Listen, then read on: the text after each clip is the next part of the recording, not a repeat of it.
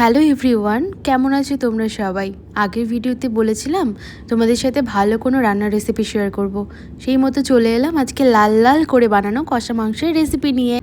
জানো তো, এই রান্নাটা আমি শিখেছিলাম আমার মায়ের কাছ থেকে।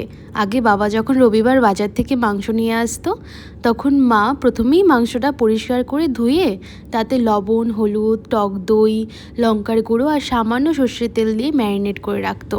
আর আমি যেহেতু মাংসের আলু ভালোবাসতাম, তাই প্রথমেই মা আলুগুলোকে সুন্দর লাল লাল করে ভেজে তুলে রাখতো।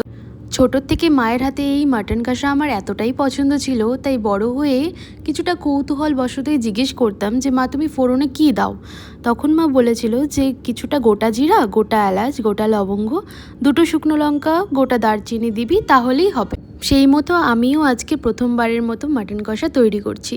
ফোড়নের পরে পেঁয়াজগুলোকে ভালো করে ভেজে নিয়ে যতক্ষণ না সোনালি রং আসছে ততক্ষণ পর্যন্ত ভেজে বেটে রাখা মশলাগুলো দিয়ে ম্যারিনেট করা মাংসটা দিয়ে দিয়েছি। এবার স্বাদ মতো লবণ, শুকনো লঙ্কার গুঁড়ো, হলুদ গুঁড়ো, ধনিয়া গুঁড়ো, জিরে গুঁড়ো আর কিছুটা টমেটো পেস্ট আর চিনি, ব্যাস এটা দিয়ে ভালো মতো কষিয়ে নিতে হবে। কষানো ঢাকনা খুলে দিয়ে যখন ভালো মতো তেল ছাড়া শুরু করে দেবে, তখনই আমরা দিয়ে দেবো জল। বাড়িতে যখনই মাংস হতো তখনই আমি কষানোর সময় বাটি নিয়ে চলে যেতাম মার কাছে। সেই ছোটোবেলার অভ্যাস আর কোনো দিনই আমার যাবে না। এইবারও সেই মতোই আমি কষানো খেয়েছি। গরম জল দিয়ে টকবক করে যখন ফুটে উঠবে, 20-25 মিনিট রাখার পরেই গরম মশলা দিয়ে নামিয়ে নেব আমাদের মাটন কষা লাল লাল করে বানানো।